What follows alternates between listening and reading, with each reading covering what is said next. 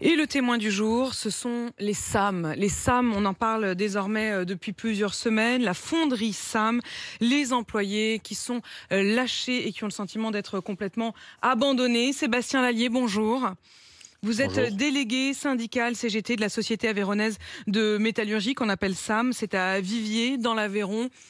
Et si je comprends bien, non seulement vous dormez actuellement dans l'usine, mais vous pourriez et vous vous apprêtez à y passer Noël. C'est ça, tout à fait.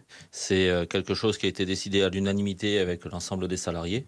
Et donc, c'est ce qui est en train de s'organiser. Donc, hier, notamment, le sapin a été dressé à l'entrée de l'usine. Et donc, on se prépare à passer les fêtes comme on l'avait promis au gouvernement et à toutes les instances qui gèrent ce dossier-là. En fait, vous êtes au bout de la chaîne de l'automobile en France, qui en ce moment est un secteur en crise, sauf que vous êtes un peu les abandonnés de l'histoire, abandonnés par Renault, qui a fini par vous lâcher. Ça fait 3 semaines que vous êtes sur place. Est-ce qu'il y a quelque chose qui ressemble à de l'espoir ? Euh, on va dire qu'aujourd'hui, si on écoute les belles paroles de notre gouvernement, déjà on aurait dû on cochait tous les critères de la réindustrialisation et pour éviter la délocalisation de nos productions. Donc aujourd'hui, on voit que ça, ils savent pas le tenir. Après l'espoir, on va y travailler et c'est pour ça que l'occupation de l'usine elle est importante pour pouvoir peser sur les débats parce que on entend qu'il y ait des projets peut-être qui pourraient s'insérer sur, on va dire, l'usine SAM comme elle est aujourd'hui. Et donc, il y a plusieurs projets qui seraient en délibération. Mais aujourd'hui, rien de concret. Et encore une fois, tant qu'on n'aura rien d'écrit ou rien de réel, on n'y croira pas. 333 salariés avec ces lettres de licenciement, parfois des propositions de recasage, mais à l'autre bout de la région. C'est bien ça ?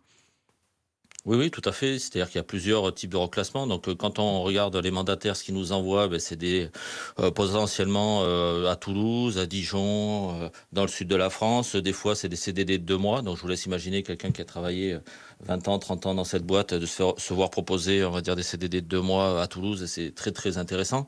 Après, si on parle des reclassements de Renault en interne, là, on est sur du mépris total. C'est-à-dire que Renault a assez d'estomac pour dire qu'il va reclasser tous les salariés de la SAM sans problème, mais par contre, ça sera que des postes de caristes ou d'opérateurs.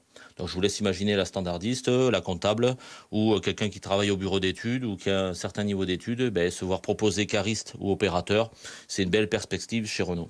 Vous-même, Sébastien Lallier, ça fait combien de temps que vous travaillez chez SAM ? 20 ans. 20 ans. Et qu'est-ce qu'on vous propose à vous ? Les mêmes, en fait, ce qu'il y a de bien avec les mandataires, c'est que en fait, ils empochent l'argent, mais ils travaillent pas. Donc, si vous voulez, les offres de reclassement, toutes les offres de reclassement sont les mêmes pour tout le monde. Donc, ça peut être chef d'équipe dans une fonderie, ça peut être opérateur, voilà ce qui est proposé à tout le monde, donc moi y compris. Donc, je vous laisse imaginer que ça fait pas rêver. Et effectivement, si l'accompagnement exemplaire qu'a prédit Bruno Le Maire, que ça soit vis-à-vis des reclassements d'internes chez Renault ou l'accompagnement de Renault ou l'accompagnement de l'État, c'est ça, je pense qu'on est très loin du compte et c'est pour ça que la mobilisation et l'occupation de l'usine va continuer pour peser sur les débats.